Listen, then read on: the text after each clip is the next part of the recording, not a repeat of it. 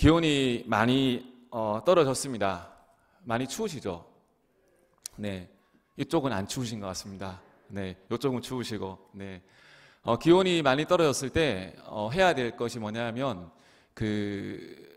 평소에 식사를 많이 하시는 분들이 있으시죠. 이렇게 기온이 갑자기 떨어지면 식사를 조금 줄이셔야 됩니다.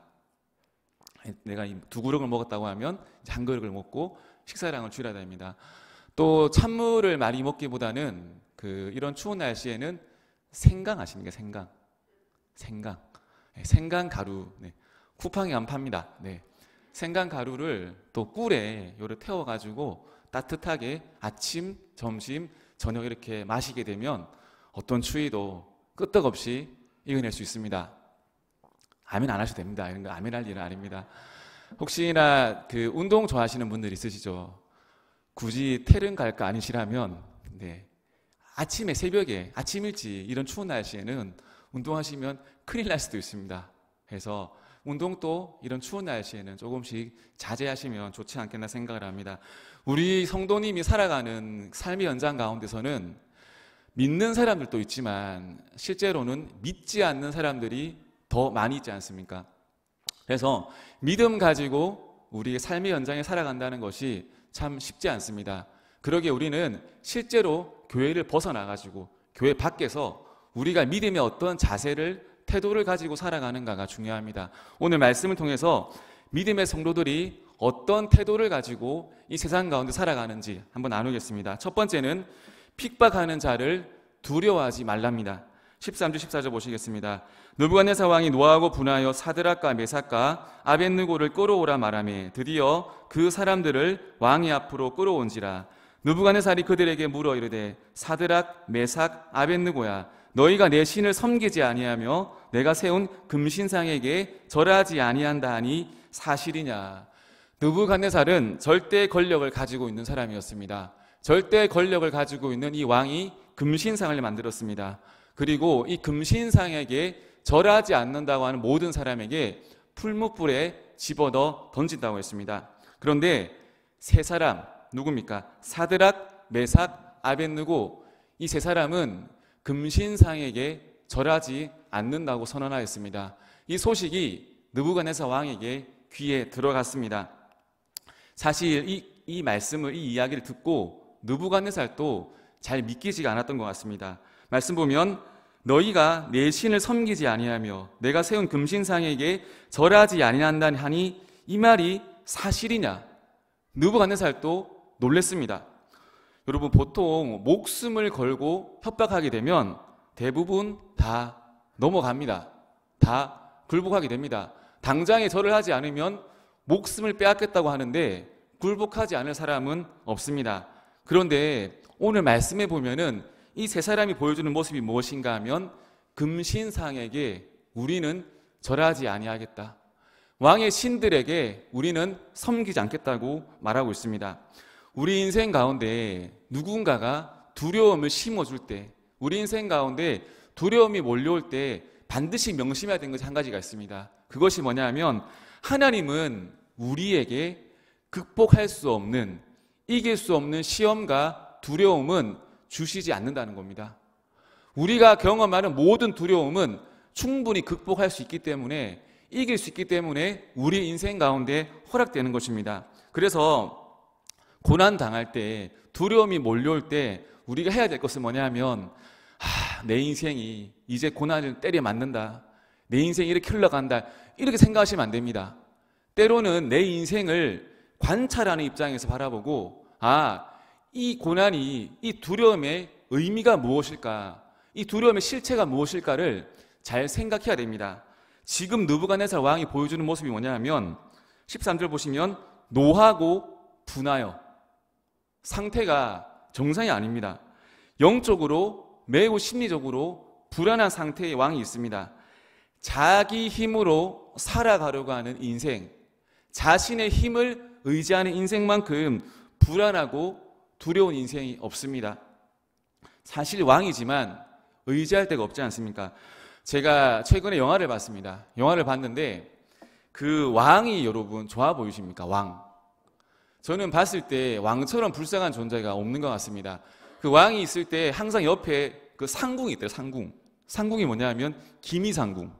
아십니까? 기미상궁.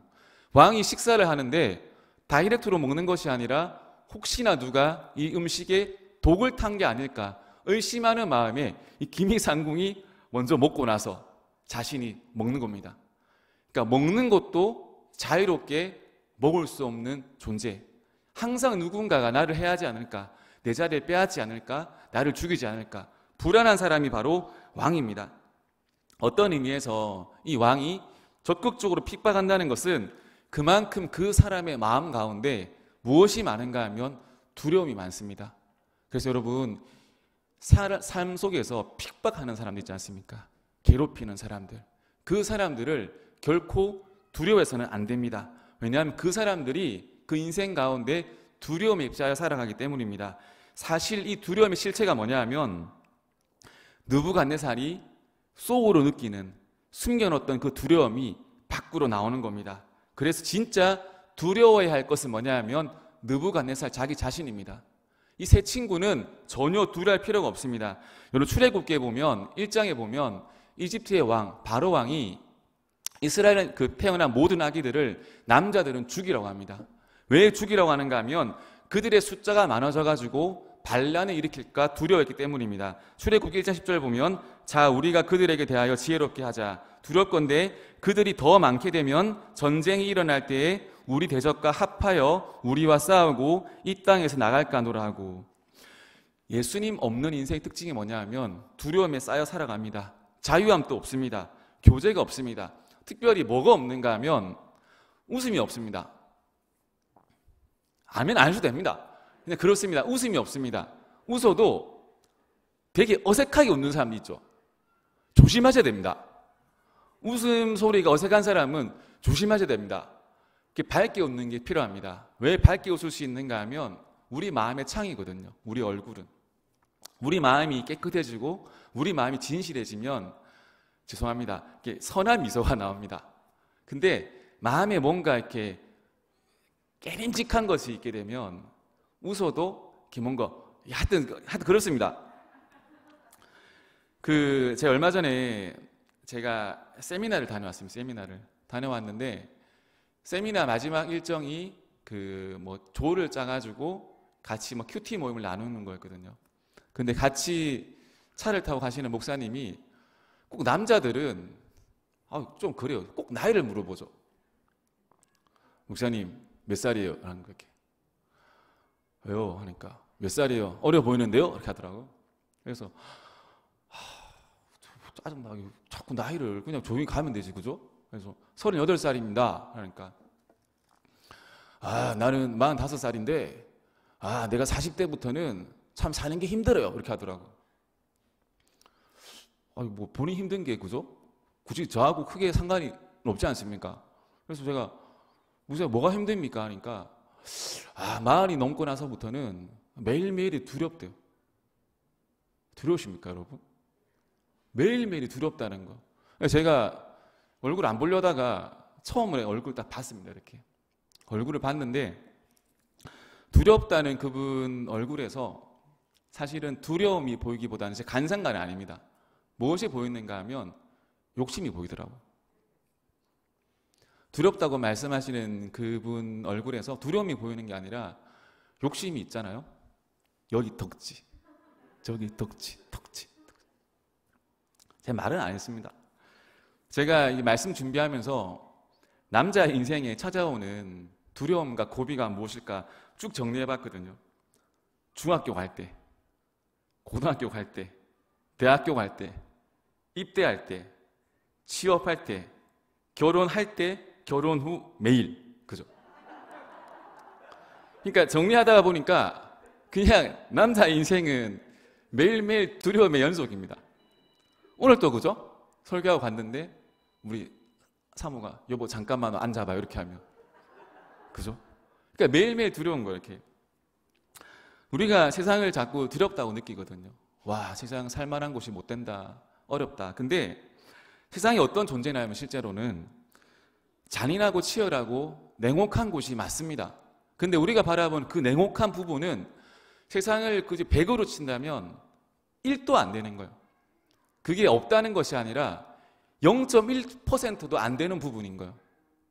근데 하나님이 세상을 어떻게 만들어 놓으셨는가 하면 우리 믿는 자들을 위해서 세팅해 놓으신 무대가 바로 세상입니다.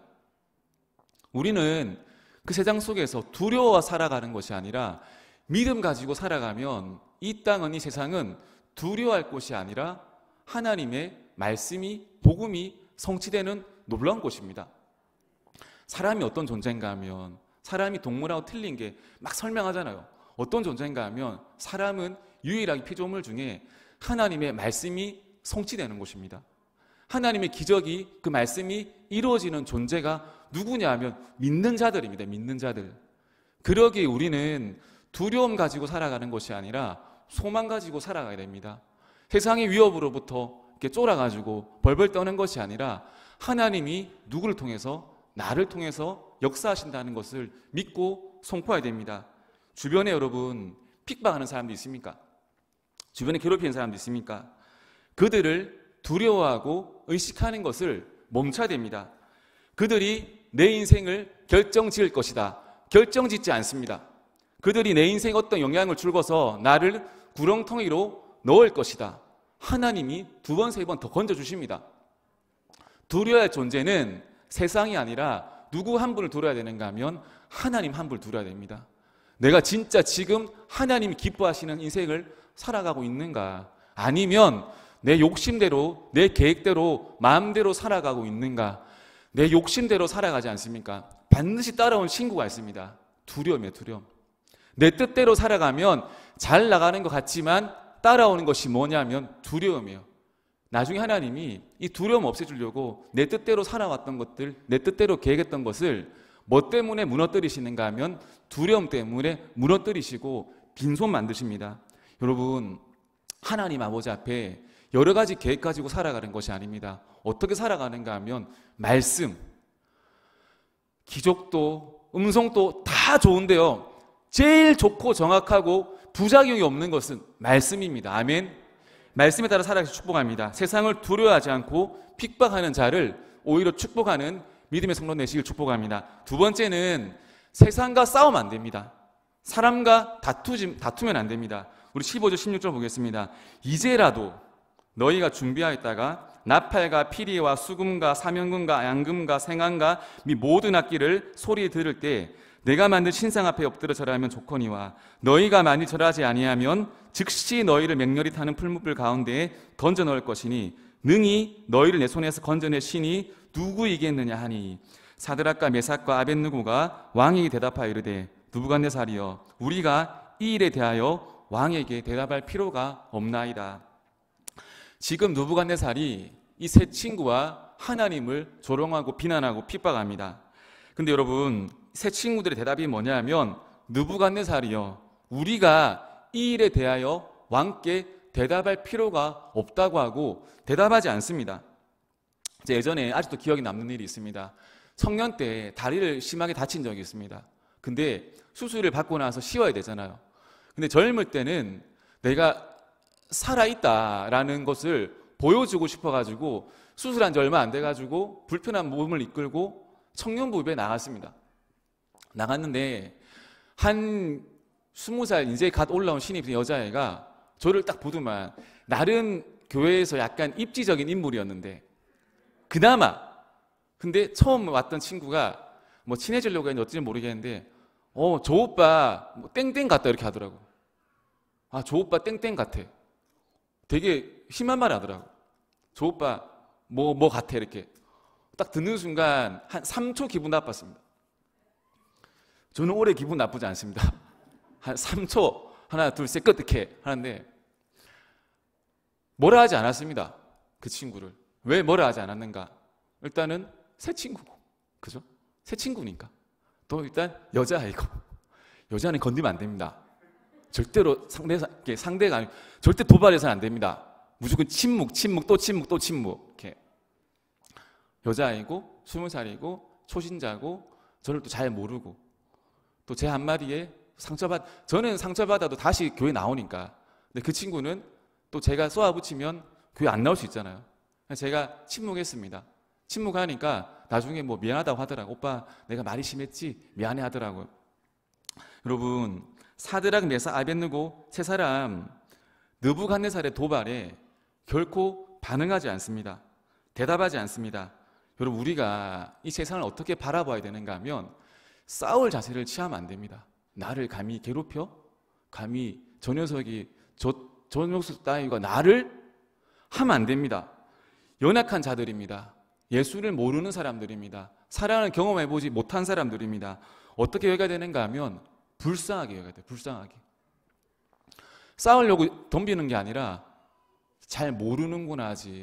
아직 예수님의 사랑을 경험해보지 못했구나. 따뜻한 정을 느껴보지 못했구나. 불쌍하게 여깁니다. 그러면 그렇게 생각할 수 있죠. 목사님, 사실은 저 사람, 나 괴롭힌 저 사람 나보다 돈도 많고 힘도 세고 불쌍하게 뭐가 불쌍합니까? 할 수도 있지 않습니까? 근데 여러분, 돈, 힘, 권력 그렇게 중요하지 않습니다. 예수 없으면 다 불쌍한 인생입니다. 예수님 모르면 다 연약한 인생입니다. 예수님 없으면 다 무너진 인생입니다, 여러분. 그래서 더 잘해줘야 됩니다. 나를 핍박하는 자를 더 축복하고 더 잘해줘야 됩니다. 왜? 아직 그들은 모르기 때문에. 주일날 교회를 오다 보면 참 마음 아픈 광경들을 많이 봅니다. 뭘 보는가 하면 저희 아파트에 보면 이렇게 꼭 주일날 아침에 이렇게 그 색색 저고리는 아니고 그 막 오색 찬란한 그 등산복을 입고 막 등산을 가세요. 이렇게 막 이렇게 가시는 거. 주일날 아침에.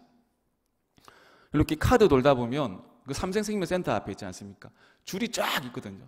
관광버스 쫙 있고. 등산 가시겠다고 한번 이렇게 주일 아침부터 100세 살아보시겠다고 이렇게. 아침부터 교회 안 나오시고 막 등산 가시고 힘들더라고요. 그래서 제가 잠깐 제껴놓고 전도나 할까 하는데 참 접근성도 참 이렇게 떨어지고 아직은 보면서 어떤 마음이 드는가 하면 불쌍한 거예요. 불쌍한 거. 주님을 모르는 사람들 어떻게 해야 됩니까? 가만히 두면 아이고 그래 너희는 산에 가서 재밌게 놀아라. 그게 아니라 불쌍히 여기고 다가가서 알려줘야 됩니다. 주일날 더 재밌는 곳이 있다. 등산보다 더 즐거운 곳이 있다. 사실 생각해 보거든요. 등산 가서 발 삐끗하면 다칠 수도 있잖아요. 아닙니까? 등산 가서 다칠 수도 있잖아요. 근데 교회 와서 다칠 가능성이 있습니까? 거의 없죠. 일단 박수를 치잖아요. 박수를. 이게 또 장난 아니거든요. 이게 또 장난 아니거든요. 이게 박수 치는 순간 모든 세포가 살아나고 건강도 회복되고 그 다음에 일주일 동안 남자들 입을 꾹 닫고 살았잖아요. 여자들도 입을 꾹 닫고 살았잖아요. 찬양이 중요하지만 찬양보다 더 중요한 게 뭡니까? 우리 입술을 열어서 외치는 거. 으아 외칠 때 막 이렇게 뭐 통성기도 할 때 즐겁지 않습니까? 으아 막 하고 막 하는 게 그때 살아나는 거거든요. 그리고 제일 좋은 거 하나님 말씀 듣는 거. 어떻게 살아야지 능력 있는 인생을 살아갈 수 있는가? 그 다음에 절망에서 빠져나올 수 있는가? 두려움을 극복할 수 있는가? 교회로 데리고 와야 돼요. 주변에 등산에 빠져 계시는 분들 있으면 잡아오셔야 됩니다. 이번 주는 영광교회 가자. 함께 즐거워하고 함께 울러 가자. 잡아오셔야 됩니다. 불쌍한 마음을 가져야지 전도할 수 있습니다. 우리가 잘 알고 있어야 되는 한 가지는 믿음의 사람은 세상 속에서 가정 속에서 절대로 싸우는 자, 투쟁하는 자로 살아가서는 안 됩니다. 또한 비난하는 자로 살아서는 더더욱 안 됩니다. 더 안 되는 것은 뭐냐 하면 방관하는 자, 모른 척하는 자로 살아가서는 더 안 됩니다. 하나님이 우리를 어떤 사람을 쓰시기 원하는가 하면 영적 흐름을 두려움과 죽음이 흐르는 영적 흐름을 바꾸는 게임 체인저로 우리를 쓰시기 원합니다. 여러분 가정의 분위기가 어두우십니까? 영적 분위기 어두우십니까? 한 명만 기도해도 살아납니다. 아멘. 아내가 남편이 자식 중에 한 명만 기도해도 그 가정은 살아나게 되어 있습니다. 여러분 하지만 자꾸 비난하고 조롱하고 싸우게 되면 그 게임이 완전히 끝나게 됩니다. 싸우시면 안 됩니다. 아멘. 다툼이 일어났을 때 자매님들은 좀 대처를 잘 하시는 것 같아요. 남자들은 똑똑한 것 같은데 헛똑똑. 부부가 싸우지 않습니까? 그죠? 저만 싸웁니다. 두 분 고개 끄덕 하시는데 싸우면 남자들은 무엇을 원하는가 하면 그 싸움에서 내가 이겼다는 것을 확인받고 싶어 합니다. 지질하죠? 남자는 싸움의 내용과 아무 관련 없습니다. 내가 아내를 이겼다는 사실을 확인받고 싶어 합니다. 문제는 뭐냐 하면 아내들은 절대로 미안하다는 말을 죽어도 하지 않습니다. 하십니까? 죽어도 하지 않습니다, 아내들은. 그래서 아무 문제가 아닌데 자꾸 이렇게 그 음악이 크레센도인가 점점 세게 이렇게 싸우고 화내다가 나중에는 뭐 와장창. 이때 이 싸움을 끊는 방법이 뭔지 아십니까? 아내들이 빨리 미안하다 해주는 거예요. 빨리 남편한테 미안하다 해주는 거예요. 괜히 있잖아요. 막 하면 남편 말라 죽습니다. 진짜 남편 말라 죽습니다. 끝내야 돼요. 끊어야 돼요. 믿는 사람의 특징이 뭐냐면 싸움을 끊고 분쟁을 끊고 다 끊어야 됩니다. 잘 끊을 줄로 믿습니다. 아멘. 믿음의 삶 특징은 비난의 고리를 끊는 것, 다툼의 고리를 끊는 것, 비난의 흐름을 끊어버린 겁니다. 이 비난하지 않는 영성의 뿌리가 바로 상대방을 불쌍히 여기는 마음입니다. 정죄하는 것이 아니라 이 느부갓네살 왕, 다 가진 것 같지만 두려워 떠는 이 왕을 불쌍히 여겨야 됩니다. 우리 가정 가운데서도 누구를 불쌍히 여겨야 되는가 하면 아내는 누구를? 자식을, 남편을 불쌍히 여겨야 됩니다. 남편은 누구를 불쌍히 여겨야 됩니까? 자기 자신을 불쌍히 여겨야 됩니다. 내가 불쌍하다 이렇게 여겨야 합니다. 남자가 살아내는 축복합니다. 네. 서로 불쌍히 여겨야 되겠죠. 또 자식은 누구를 불쌍히 여겨야 됩니까? 부모님을 불쌍히 여겨야 됩니다. 부모는 자식을 불쌍히 여기고, 요즘에 참 그 대한민국의 나쁜 흐름 중에 한 가지가 그 뭐 비대면 뭐 이런 거 있잖아요. 비대면 추석 때 명절 때 뭐 이렇게 비대면을 때우는 거. 우리 영광교회는 절대 그러시면 안 됩니다. 벌 받습니다, 하나님께. 비대면 의식이 비대면이.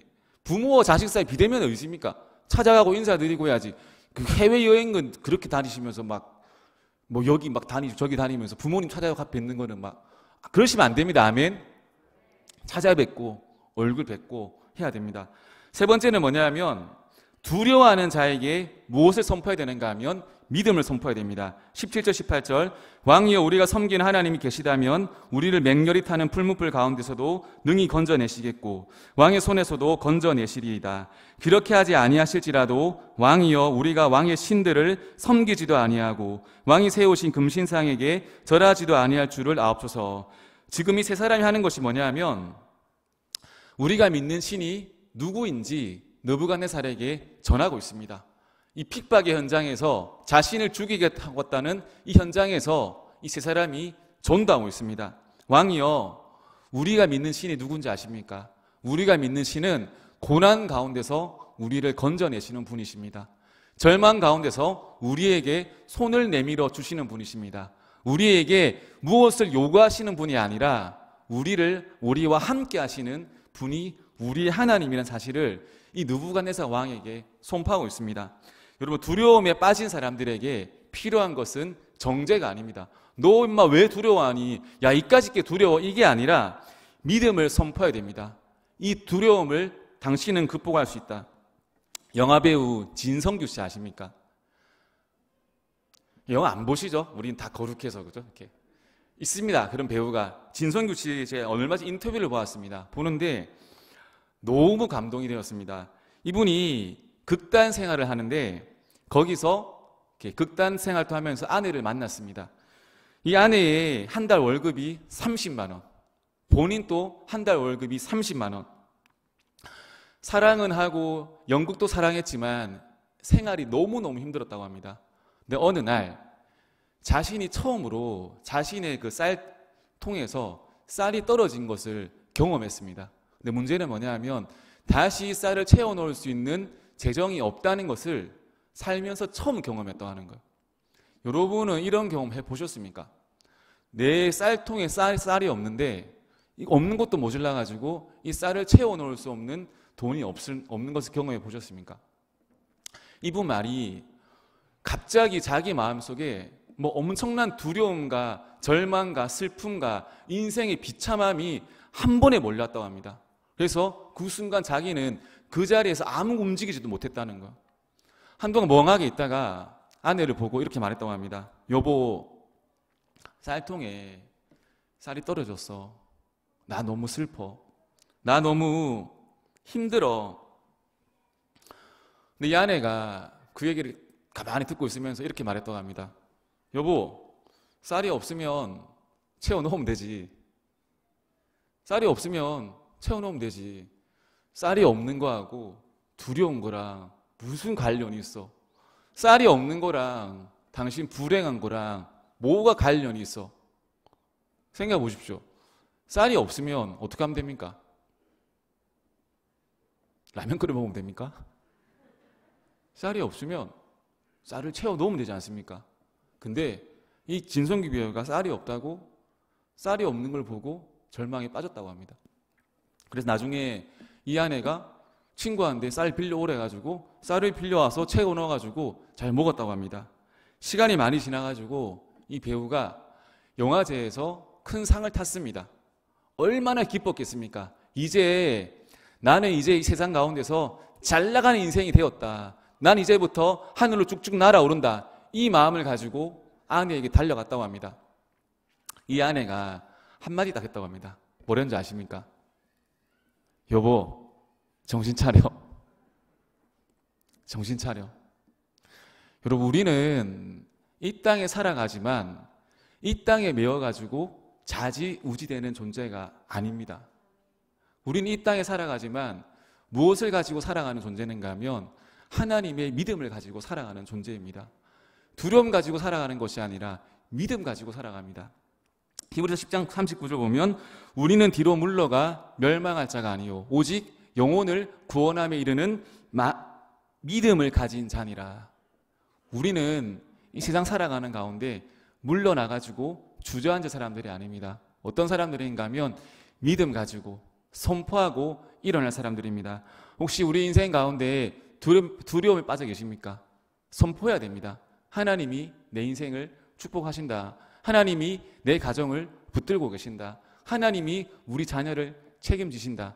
이 믿음을 선포할 수 있는 우리 귀한 성도님들 되시기를 축복합니다.